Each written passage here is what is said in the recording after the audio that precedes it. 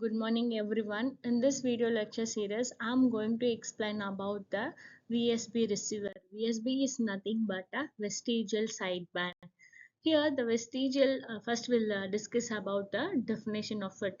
The vestigial sideband modulation is a modulation technique which allows transmission of one sideband in addition with the part or vestige of the other. It is basically compromise between the double sideband suppressed carrier and the single sideband modulation. This vestigial sideband technique was introduced to overcome the drawbacks of the SSB modulation. As SSB modulation requires accurate frequency response of the filter to transmit only one sideband completely, where vestigial sideband transmission, here in which it first generates a VSB signal, where we have to generate a double sideband suppressed carrier signal and then pass it through a sideband filter. This filter will pass the wanted sideband as it is along with the part of the unwanted sideband. Here the first modulating signal is being given to the balanced modulator and then it is being given to the sideband filter. From the balanced modulator, we'll be getting a double sideband suppressed carrier signal, and it is being given to the sideband filter where it removes the unwanted frequencies and will receive the vestigial sideband signal over there, and it is being given to the linear amplifier. Then linear amplifier normally amplifies the signal with respect to the noise and interference. Then it is being given to the power amplifier. It mainly boosts the amplification of the signal and it is being given to the antenna, where balanced modulator receives two types of signals. That is, one is a modulating signal, another one is carrier signal from the carrier oscillator is being given to the balanced modulator. Then this is nothing but the vestigial sideband frequency spectrum. The first one is a frequency spectrum of the particular message signal. The second one is the frequency spectrum of the vestige signal. That is, first one is we have received the message signal, so we have a complete triangle over there. But in case of vestigial sideband, where one of the sideband is being sent the another from the another sideband, only part, that is the vestige part of the signal is being taken. So only here the triangle is from, it starts from the 90-degree, and then the next part is a part of, yeah, that is a full part of USB is taken, and the part of lower sideband is taken. That is what shown in the second spectrum of the VSB signal.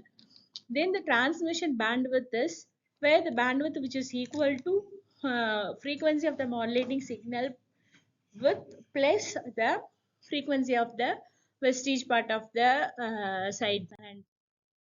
The main advantages of the vestige sideband are, it is the it reduces the bandwidth reduction.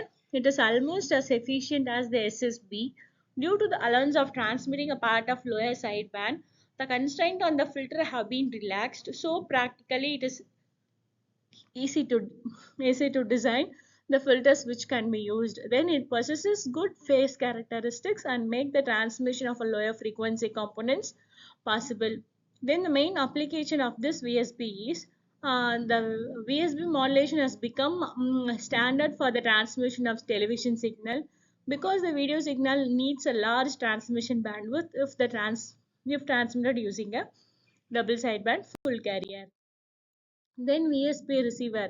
The demodulation of a VSB wave is nothing but a product modulator. From the product modulator, as usual, we'll be getting the incoming signal, that is the VSB signal. In addition to that, we'll get the carrier signal, where carrier signal, the carrier frequency is being generated from the carrier oscillator. In the product modulator, multiplies both the VSB signal and the carrier signal and is being given to the low pass filter, that is represented as V naught of T.